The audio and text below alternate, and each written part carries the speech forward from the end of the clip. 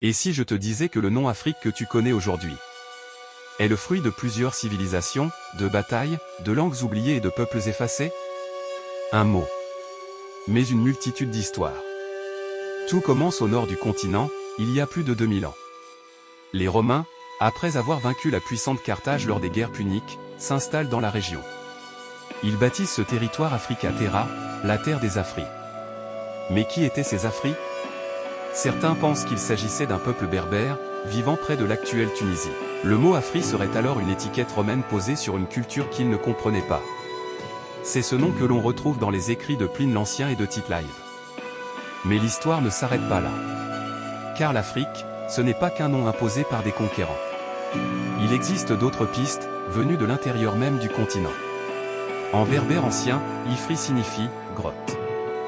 Les Banu Ifran, un peuple berbère connu pour leur résistance farouche, portaient ce nom bien avant l'arrivée des Arabes. Lorsque les Arabes conquièrent le nord du continent, ils nomment cette région Ifriqiya, reprenant et transformant un mot bien plus ancien que l'Empire romain lui-même.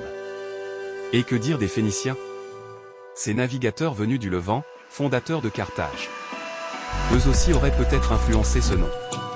Certains chercheurs pensent qu'ils utilisaient le mot Afar, signifiant « poussière », pour désigner les terres chaudes et sablonneuses de cette région.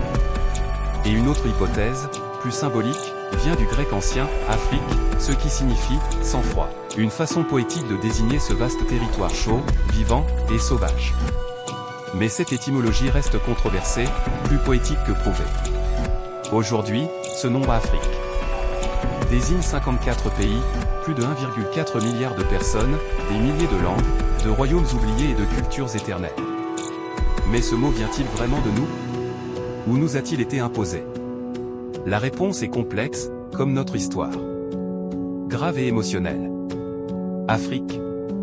Un nom chargé de conquête, de résistance, de racines profondes et d'influences croisées. Un nom venu de plusieurs bouches, mais porté aujourd'hui par un seul peuple, celui qui s'enracine dans cette terre. Alors peu importe que ce nom vienne de Rome, de Carthage ou du désert, car nous lui avons donné un sens. L'Afrique, ce n'est pas juste un mot. C'est une mémoire. C'est une force. C'est nous.